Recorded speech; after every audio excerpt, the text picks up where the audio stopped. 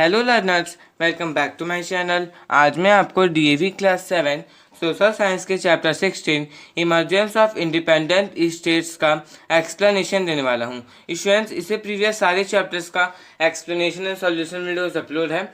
यदि आप वीडियोस को नहीं देखा है तो डिस्क्रिप्शन पे आपको लिंक मिल जाएगा और ऊपर आई बटन में कुछ वीडियो दे दूँगा तो उन वीडियोस को जरूर देख लीजिएगा, क्योंकि मैंने हर एक चैप्टर को अच्छे से समझाया है और उसका सॉल्यूशन भी दिया है। तो आज मैं आपके ये चैप्टर समझाने वाला हूँ। चलिए हम लोग शुरू करते हैं।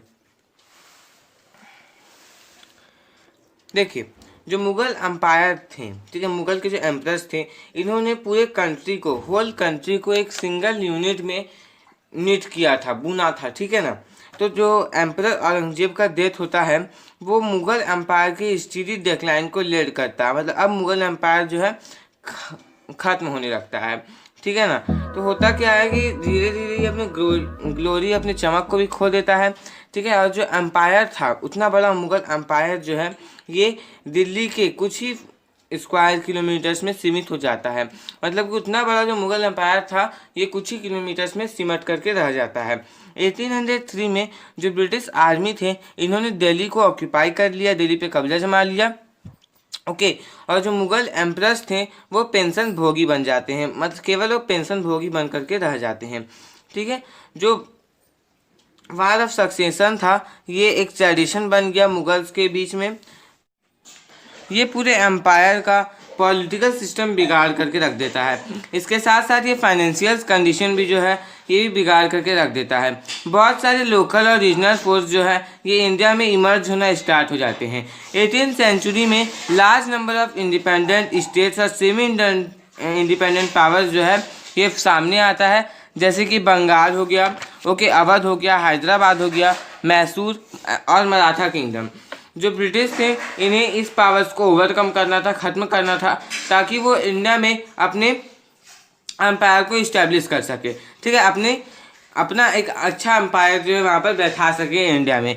कुछ स्टेट जो है वो एग्जिस्टेंस में आ जाते हैं उनके प्रोविंसेस के गवर्नर्स के ब्रेकिंग अवे हो जाने के बाद। मतलब कि जब उनके प्रोविंसेस के गवर्नर्स टूट जाते हैं मुगल एम्पायर से, तो कुछ स्टेट्स जो ही अस्तित्व में आ जाते हैं, कुछ दूसरे स्टेट्स भी पावर में आ जाते हैं लोकल चीफ्स, जमींदार्स के रिवॉल्ट्स के द्वारा, ओके। तो ऐसा होता है, लेकिन दुर्भाग्यपूर्ण वो जो है अपने अपने स्टेट्स की इकोनॉमिक कंडीशन को इम्प्रूव करने के लिए एबल नहीं हो पाते हैं, ठीक है, सशक्त नहीं हो पाते हैं। वो अपने इकोनॉमिक कंडीशन को, अपने अपने स्टेट की इकोनॉमिक कंडीशन को नहीं कर पाते हैं ओवरकम, इम्प्रूव नहीं कर पाते हैं। अब Bengal, Murshid Quli Khan took advantage of the weak central authority and took over the control of Bengal, where he had appointed as a सूबेदार and then a दीवान। देखिए, मुर्शिद कुली खान जो है ये वीक सेंट्रल अथॉरिटी के एडवांटेज को लेते हैं, उसके बाद वो बंगाल का कंट्रोल ले लेते हैं, बंगाल पे कंट्रोल कर लेते हैं, जहाँ पर उन्हें सूबेदार के रूप में अपॉइंट किया जाता है, उसके बाद दीवान के रूप में उन्हें अपॉइंट किया जाता है। उसके बाद वो गवर्नर बन जाते हैं प्रोविंस ऑफ बंगाल के सिर्फ 1717 सी में, और एक्सटर्नल और इंटरनल पीस वहाँ पर इस्टेब्लिश कर देते हैं, ठीक है। ये रिवेन्यू सिस्टम को ऑर्गेनाइज करते हैं और पुअर कल्टीवेटर्स जो थे, जो गरीब कल्टीवेटर्स थे, उन्हें लोन देते हैं, ठीक है, पैसे देते हैं, लोन। उसके बाद ये हिंदूज और मुस्लिम दोनों को इक्वल अपॉर्चुनिटीज़ प्रदान करते हैं और हाई ऑफिशियल पोस्ट में दोनों को ही अपॉइंटमेंट देते थे। ऐसा नहीं है कि वो यदि मुस्लिम है तो सिर्फ मुस्लिम को ही आगे बढ़ा रहे हैं, वो दोनों की इक्वल अपॉर्चुनिटीज़ देते थे। मुर्शिद कुली खान के डेथ के बाद शुजा-उद-दीन और अलवर्दी खान जो है ये बंगाल के नवाब बन जाते हैं। तभी बंगाल के नवाब जो है ये ट्रेड के इम्पोर्टेंस को रियलाइज़ करते हैं। उसके बाद लोकल और फॉरेन मर्चेंट्स को सभी तरह के फैसिलिटीज़ प्रदान करते हैं, ठीक है। जो भी लोकल और फॉरेन मर्चेंट्स थे उन्हें सभी तरह के जो भी हुआ करता था फैसिलिटीज़ वो प्रदान करते हैं। इन्होंने रोड बनवाया, थानास बनवाया। इसके साथ साथ इन्होंने ईस्ट इंडिया कंपनी के ऑफिसर्स को फोर्स किया कि वो उनके लॉज को माने, उनका जो कानून है उसे माने और सेम कस्टम ड्यूटी पे करे जिस प्रकार से लोकल मर्चेंट्स पे करते हैं। मतलब कि उन्होंने अपने अंडर में रखा ईस्ट इंडिया कंपनी को भी। ऐसा नहीं कि उन्होंने ईस्ट इंडिया कंपनी को ढील दी, दोनों को वो क्या करे, कड़क तरीके से रखे, ठीक है ना। ऐसा नहीं कि उन पर दया दिखाई। ओके, जितना उन्हें पे करना, जो लॉ वो मान रहे, जो कानून वो मान रहे हैं, उतना आपको ही मानना पड़ेगा। अब देखते हैं डू यू नो, जो नवाब थे बंगाल के वो शॉर्ट साइटेड थे और ईस्ट इंडिया कंपनी के बढ़ते खतरे को नहीं देख पा रहे थे, फेल हो जा रहे थे उनके बढ़ते खतरे को देखने में। और वेस्टर्न ट्रेडिंग कंपनीज जो डिस्ट्रक्शन कर रही थी अफ्रीका में, एशिया की कुछ पार्ट्स में उन्होंने कुछ डिस्ट्रक्शन किया, साउथ अमेरिका में कुछ डिस्ट्रक्शन किया, तो उनसे वो इग्नोरेंट थे, ठीक है, अनभिज्ञ थे। अब देखते हैं हम लोग आगे अवध। देखिए सादत खान जो है ये एक किंगडम के फाउंडेशन को लीड करते हैं अवध के प्रोविंस में, जहां पर मुगल एम्परर जो है उन्हें गवर्नर के तौर पर अपॉइंट करते हैं, अवध के गवर्नर के तौर पर अपॉइंट करते हैं 1722 में।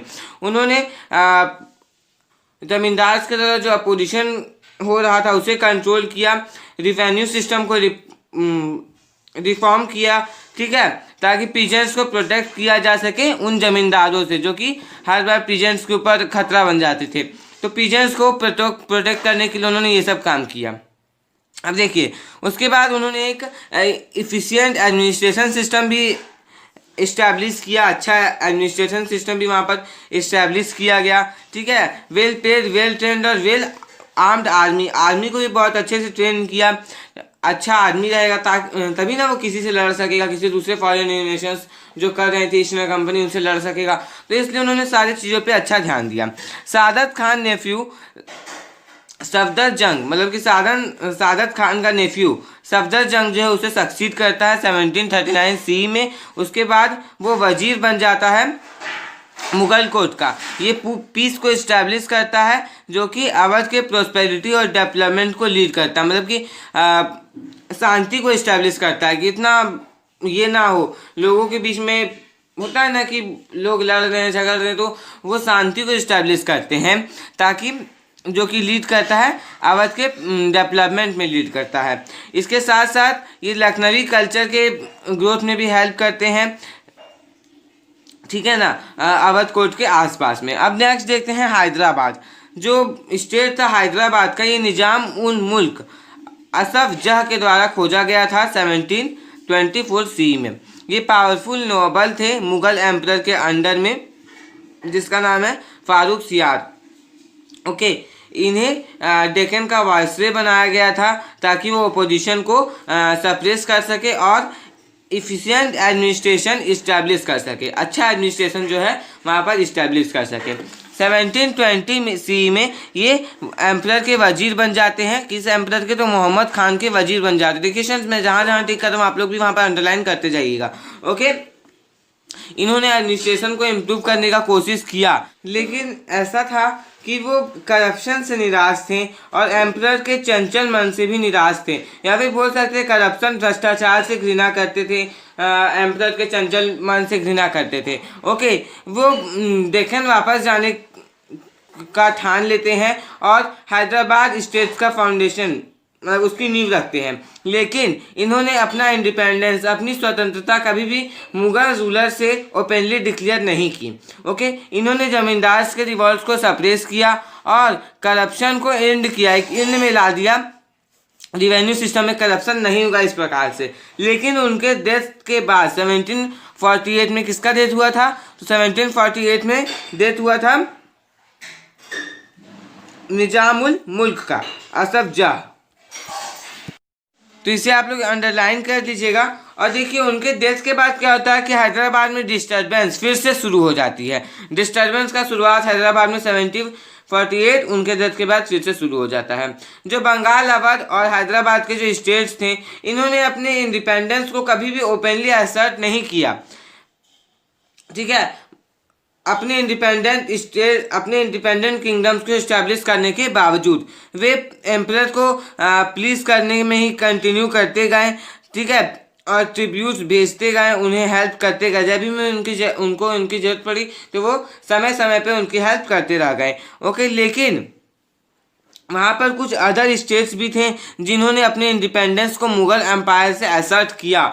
अपने इंडिपेंडेंस को उन्होंने असर्ट किया मुगल एम्पायर से। तो वो कौन कौन से थे? तो वो थे सिख्स, मराठास और राजपूत। ओके, ये सब 3 स्टेट्स जो है, 3 स्टेट्स इन्होंने मुगल एम्पायर से अपने इंडिपेंडेंस को असर्ट किया था। सबसे पहले आता है सिक्स। चलिए सिक्स के बारे में हम लोग पढ़ते हैं। गुरु नानक जो थे ये फर्स्ट गुरु थे सिक्स के। सिक्स जो है वो एक रिलीजियस रिफॉर्म मूवमेंट था, लेकिन गुरु गोविंद सिंह जो कि 10th गुरु थे, ये सिक्स को एक पावरफुल पॉलिटिकल मिलिट्री फोर्स में ट्रांसफॉर्म कर देते हैं, तब्दील कर देते हैं। ठीक है, ये औरंगजेब के अगेंस्ट में बहुत सारे लड़ाइयों युद्धों को लड़ते हैं, लेकिन गुरु गोविंद सिंह के डिमाइस के बाद जो इंस्टीट्यूशन था गुरुशिप का, ये इन में आ जाता है, खतने में आ जाता है। ओके, जो लीडरशिप था सिक्स का, वो अब ट्रस्टेड डिसिपल बंदा बहादुर के हाथ में चला जाता है। उनके हाथ में अब सिक्स का जो है लीडरशिप वो आ जाता है। वो पीजेंट्स को यूनाइट करना चाहते थे और लोअर कास्ट को यूनाइट करना चाहते थे, और मुगल आर्मी के अगेंस्ट में वो एक वार को छेड़ना चाहते थे, युद्ध छेड़ना चाहते थे, लेकिन वो फेल कर जाते हैं, वो असफल रहते हैं। ओके, जो अपर कास्ट थे पंजाब में, वो उनके विरोध में थे, उनके विरुद्ध थे, और उन्होंने क्या किया, ओपोनेंट्स को ज्वाइन कर लिया। उन्हें वो ज्वाइन नहीं करते हैं, वो ओपोनेंट्स को ज्वाइन कर लेते हैं। अब देखते हैं, do you know Maharaja Ranjit Singh acquired the famous world famous Koh-i-Noor diamond and brought it back to India, which had been taken away by Nadir Shah।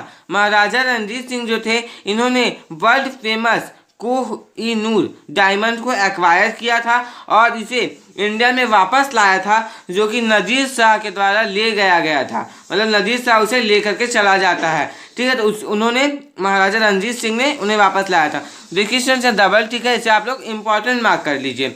जो प्लंडर काउस किया गया था नदीर शाह के इन्वेशन के द्वारा, अहमद शाह अब्दाली के प्लंडर के द्वारा, ये सिक्स को फिर से एक बार अपॉर्चुनिटी देता है कि वो फिर से राइज कर सकते हैं, फिर से आ सकते हैं, फिर से उभर सकते हैं। उन्होंने लूट किया और उनके आर्मी को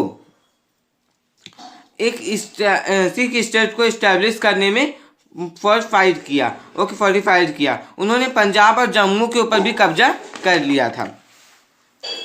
18th सेंचुरी के एंड में रणजीत सिंह जो है ये पावर में आ जाते हैं। ये एक बॉर्न लीडर थे, ब्रेव सोल्जर थे, इसके साथ साथ ये एक एबल एडमिनिस्ट्रेटर भी थे। इन्होंने लाहौर और अमृतसर को भी कैप्चर कर लिया और सभी सिख चीफ्स को वो अपने कंट्रोल के अंदर में ले आते हैं और अपने किंगडम को पंजाब में इस्टेब्लिश कर देते हैं। इसके साथ साथ उन्होंने कश्मीर, पेशवावर और मुल्तान पे भी अपना कब्जा जमाया था। ओके, इनका जो आर्मी हुआ करता था वो वेल इक्विप्ड और डिसिप्लिन हुआ करता था। ये सिख से कंप्राइज हुआ करता था। उसके साथ साथ गुरखास, बिहारीज, ओरियाज, पठान्स, डोगराज, पंजाबी, मुस्लिम सभी लोग हुआ करते थे। इन्होंने कैनन्स को भी मैन्युफैक्चर किया था। ओके, रणजीत सिंह जो थे ये पॉलिटिकल पावर को यूज़ करते थे सारे कम्युनिटीज़ के बेनिफिट के लिए, क्योंकि वो दूसरे रिलीजन्स के टुवर्ड्स में भी टॉलरेंट थे। ऐसा नहीं था कि वो दूसरे रिलीजन्स को नहीं मानते थे, सिर्फ सिक्स को मानते थे, वो सारे रिलीजन्स के टॉलरेंट थे। क्वेश्चन ऐसा है कि एग्जांपल दे दीजिए, तो देखिए उनके आर्मी में क्या थे, गुरखास भी रही करते थे, बिहारीज भी हुआ करते थे, ओरियाज भी हुआ करते थे, पठान्स, डोगराज, पंजाबी, मुस्लिम, ये सब सभी हुआ करते थे। इसका एक एग्जाम्पल ये हो गया। ओके, ये बहुत ही ट्रस्टेड, मतलब कि उनका बहुत ही ट्रस्टेड मिनिस्टर उन्होंने रखा था फ़कीर अजीजुद्दीन, और उनका फाइनेंस मिनिस्टर जो था वो था दीवान दीनानाथ। ठीक है, देखिए इस नाम से पता चले कि मुस्लिम है, तो ऐसा नहीं है कि वो टॉलरेंट नहीं थे दूसरे रिलीजन्स के टुवर्ड्स में। ठीक है, वो ऐसा नहीं था कि वो टॉलरेंट नहीं थे, वो टॉलरेंट थे, दूसरे रिलीजन्स को भी मानते थे। ऐसा नहीं था कि वो अंतर दिखा रहे हैं दूसरे रिलीजन्स से, जो अपने रिलीजन्स को आगे बढ़ाना चाहते हैं, वैसा नहीं था बिल्कुल भी। ठीक है, वे एक ग्लोबल डिप्लोमेट थे। जब ब्रिटिश जो है सिक्स के स्टेट्स में टुक ओवर कर लेता है सतलज के ईस्ट में, तो ये शांत रहते हैं और अपने सुपीरियर मिलिट्री स्ट्रेंथ को रियलाइज करते हैं। इस वे में इन्होंने अपने ही किंगडम को बचाया। ठीक है, वहाँ से उनका समय जो है शुरू हो जाता है। होता क्या है कि उनके डेथ के बाद, जब उनका डेथ हो जाता है, तो ब्रिटिश जो है वो उनके किंगडम को कंपेयर कर लेते, लेकिन उनके रहते ऐसा बिल्कुल भी नहीं हो पाता है। ठीक है, तो देखिए यहाँ पर यही जो है महाराजा रणजीत सिंह थे, बहुत ही एबल एडमिनिस्ट्रेटर थे। इनसे क्वेश्चन एग्जाम में पूछा जा सकता है। ओके, जब तक ये जिंदा रहे तब तक जो ब्रिटिश थे उन्होंने इनके स्टेट पर कब्जा करने की कोशिश वो किए, लेकिन सफल नहीं हो पाए। ठीक है, लेकिन इनके डेथ के बाद ऐसा हो जाता है।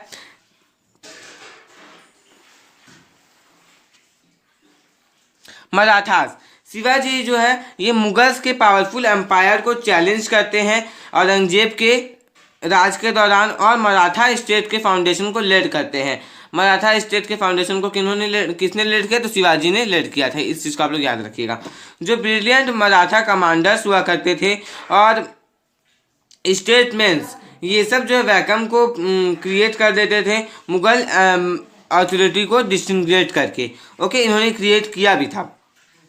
ओके, वे एक मेजर पॉलिटिकल पावर बन जाते हैं, बहुत बड़े पॉलिटिकल पावर बन जाते हैं इंडिया में, और दिल्ली को सक्सीड कर और दिल्ली को कैप्चर करने में सक्सीड करते हैं 1760 में। लेकिन वो मुगल एम्पायर को रिप्लेस करने में फेल कर जाते हैं। यूनिटी उनके बीच में नहीं थी, एकता की कमी थी। ठीक है, लेकिन उसका जो कांस्टेंट वार्स था ये मुगल एम्पायर को डिस्ट्रॉय करके रख देता है।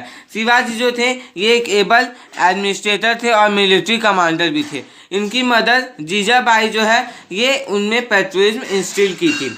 ओके, इन्होंने तोराना के फौज पे कब्जा किया, पुरानदार के फौज पे कब्जा किया, और बहुत सारे बैटल्स लड़े, बहुत सारे युद्ध लड़े बीजापुर के अगेंस्ट में। ठीक है, और डेक्कन के वाइसरॉय के अगेंस्ट में। आपने औरंगजेब के बारे में पढ़ा था, जिन्होंने जय सिंह को भेजा था शिवाजी को परसुएड करने के लिए, मिलने के लिए। ठीक है, मुगल एम्परर से। लेकिन ट्रिक के साथ उन्हें इम्प्रिजन कर लिया जाता है, जेल में बांध लिया जाता है। लेकिन वो क्या करते हैं कि वहाँ से भागने में सफल हो पाते हैं। वो वहाँ पर से भाग जाते हैं अपने सन संभाजी के साथ, फलों की टोकरियों में छिप करके। औरंगजेब जो है ये शिवाजी को एक किंग के रूप में एक्सेप्ट करते हैं और उन्हें बेरार का जागीर ग्रांट कर देते हैं। शिवाजी जो है एक हिंदू स्टेट को इस्टेब्लिश करते हैं और छत्रपति टाइटल ये ले लेते हैं। ठीक है, इसलिए उन्हें छत्रपति शिवाजी कहा जाता था। ओके, एक सिविल वार स्टार्ट हो जाता है। साहू और जो कि ग्रैंडसन थे शिवाजी के, और उनके अंत ताराबाई के बीच में, जो कि मराठा सरदार के लॉयल्टी को डिवाइड कर देता है। जो मराठा गवर्नमेंट था ये बालाजी विश्वनाथ के अंदर में जाने के बाद चेंज हो जाता है, जो कि पेशवा थे, चीफ मिनिस्टर थे किंग साहू के, और यहाँ पर से पेशवा का दौर शुरू हो जाता है। ओके, जो मराठा पावर था ये बुंदेलखंड के कुछ पार्ट से मलवा, गुजरात, ये सब के ऊपर स्प्रेड करता है। निजाम उल मुल्क डेक्कन के इन्होंने क्या किया, उन्हें फोर्स किया कि वो सरदेशमुखी और चौथ को ग्रांट करें मराठास को। ओके, जो मराठास थे इन्होंने बंगाल पे रिपीटेड अटैक किया। अटैक ये करते गए बंगाल के नवाब पे। ठीक है, मतलब कि बंगाल पे, और बंगाल के नवाब को इन्होंने फोर्स किया कि वो उन्हें ओडिशा, मतलब कि आज जो ओडिशा है ये दे दे। शिवाजी जो शिवाजी जो थे इन्होंने अपने एम्पायर्स को 3 पार्ट में डिवाइड किया था, स्वराज और ऑन किंगडम, मुल्की कादीम और ओल्ड टेरिटरी, और टेरिटरीज जो कि मुगल एम्पायर के पार्ट थे। ठीक है, अब सेकंड इस पेज का, जो मराठा आर्मी थे इन्हें स्ट्रेंथन किया जाता था यूरोपियन स्टाइल इन्फेंट्री के रूप में और आर्टिलरी के रूप में। ओके, बहुत अच्छे थे मराठा के एम्पायर। आगे हम लोग और उनके बारे में पढ़ेंगे। जो मेन सोर्स था स्टेट इनकम का वो था टैक्स, जैसे कि चौथ और सरदेशमुखी। चौथ जो है ये 1/4 हुआ करता था लैंड रेवेन्यू का। ये जो चौथ था ना ये उन टेरिटरीज के द्वारा लिया गया था, कलेक्ट किया गया था, जिन्हें वो संरक्षण देते थे, प्रोटेक्शन देते थे, और वो वैसे क्षेत्र थे जो कि किंग के डायरेक्ट कंट्रोल के अंदर में नहीं आते थे। सरदेशमुखी जो है ये 10% का एक एडिशनल टैक्स था जो कि शिवाजी डिमांड करते थे, क्योंकि वो क्या थे कि हेड थे महाराष्ट्र के। एक इफिशिएंट टीम, ऑफिसर्स का एक इफिशिएंट टीम जो है ये एडमिनिस्ट्रेशन को चलाता था मराठा किंग के अंदर। वहाँ पर 280 280 फोर्स हुआ करते थे शिवाजी के पोजीशन के लिए। एक हवलदार जो ये ईस्ट फोर्ट को कंट्रोल करके रखता था और आसपास के टेरिटरी को भी कंट्रोल करके रखता था। जो आर्मी था वो भी डिफरेंट ग्रेड्स में डिवाइडेड हुआ करता था। शिवाजी का जो आर्मी था वो वेल नोन था गुरिल्ला वारफेयर के लिए। ये क्या था कि जैसे जंगल में लड़ाई करना है, ठीक है, जंगल में कुछ सैनिक घुस आए हैं दूसरे स्टेट्स के, तो ये लोग क्या करते थे कि पेड़ की तरह बन जाते थे, मतलब अपने मतलब पत्ता ये सब लगा लेते थे, सिर्फ आँख उनका दिखता था, ठीक है, सिर्फ वो आँख से देख सकते थे। और होता ऐसा था कि कोई भी एनिमी जो आता था, शत्रु जो आता था, वो तो ऐसा कि वो लोग पेड़ की तरह बन जाते थे, रियल पेड़ की तरह ये वो लोग लगते थे, ठीक है, तो सिर्फ वो आँख से देख सकते थे, जो कोई उसमें पहचान नहीं सकता था। जब कोई भी एनिमी सैनिक जो है अगल बगल से पार हुआ करता था तो उन पर डायरेक्ट वार करके उन्हें खत्म कर दिया करते थे। तो ये गुरिल्ला वारफेयर के लिए बहुत ही जाने माने थे, ठीक है, गुरिल्ला वारफेयर को अच्छे से जानते थे, जो कि माउंटेनियस रीजन में सूट करता था, माउंटेनियस रीजन में ज़्यादा हुआ करता था। एक स्मॉल बैंड सोल्जर्स का इजीली अटैक कर सकता था लार्ज एनिमी फोर्स पे और वहां पर से सेफ्टी से भाग सकता था। अब नेक्स्ट आता है राजपूत। बहुत सारे राजपूत जो है ये औरंगजेब के डेथ के बाद इंडिपेंडेंट स्टेट्स को इस्टेब्लिश करने का ट्राई करते हैं, ठीक है। अजीत सिंह जो कि मरवाड़ के किंग थे जोधपुर के, और सवाई जय सिंह जो कि अंबर के किंग थे जयपुर के, ये वार ऑफ सक्सेशन का फ़ायदा उठाते हैं, एडवांटेज उठा लेते हैं एम्परर संघ के अमंग में, और उनके इंडिपेंडेंस को अपने इंडिपेंडेंस को ये लोग जो है मुगल एम्पायर से डिक्लेयर कर देते, क्या अब से हम लोग इंडिपेंडेंट हैं, ओके। देखिए ये सब जो थे ना, ये औरंगजेब के रिलीजियस और एडमिनिस्ट्रेटिव टॉलरेंस से तंग आ चुके थे। जय सिंह जो है इनके पास गवर्नरशिप था सूरत और आगरा का, और अजीत सिंह जो थे ये अजमेर और राजपूत के गवर्नर थे। जो किंग थे मेवाड़ के उदयपुर, ठीक है, वो हमेशा जो है मुगल्स को अपोज करते थे। उन्हें एक अपॉर्चुनिटी मिल गया था कि वो अपने पावर को कंसोलिडेट कर सके, उन्हें ये अपॉर्चुनिटी मिल चुका था। दुर्भाग्यपूर्ण क्या होता है कि राजपूत स्टेट जो है ये यूनाइट करने के लिए अनेबल हो जाता है म्यूचुअल राइवलरी के कारण, ओके। जो सराउंडिंग टेरिटरीज था वो भी डिमिनिश्ड हो जाते हैं जट्स, मराठास और लोकल रूलर्स के इंक्रीजिंग पावर के कारण, ओके। अब हम लोग नेक्स्ट देखते हैं मैसूर। जो स्टेट था मैसूर का, ये साउथ इंडिया के प्रोमिनेंस में रोज करता है मुगल पावर के डिक्लाइन के बाद में, ओके। पहले जो है ये चिक्का कृष्ण राजा के द्वारा राज के द्वारा रूल किया जाता था, लेकिन जो रियल पावर था, जो सही पावर था, ये बुरियार ब्रदर्स के हाथ में था, देव राजा, ओके, और नाना जय राजा के हाथों में था, ठीक है। हैदर अली 1760 से 82 तक ये रूलर बन जाते हैं मैसूर के, और सक्सेसफुल वार जो है ये मराठास के अगेंस्ट में और निजाम के अगेंस्ट में कैरी आउट करते हैं। हैदर अली के बाद उनका जो सन था टीपू सुल्तान 1782 से 99 ये रूलर बन जाता है, ओके। और ये बहुत सारे रिफॉर्म्स को आर्मी में, ट्रेड में इंट्रोड्यूस करता है, कॉइनेज में इंट्रोड्यूस करता है, इसके साथ साथ वेट ये सब के लिए भी बहुत सारी ये उसमें भी रिफॉर्मेशन लाता है, ठीक है। तो इसे आप लोग आर्मी, ट्रेड, कॉइनेज, वेट और मेजरमेंट एक्सेट्रा इसे आप लोग अंडरलाइन कर लीजिए। इन्होंने हार्ड वर्क को इनकरेज किया और फार्मर्स को, किसानों को प्रोटेक्ट किया।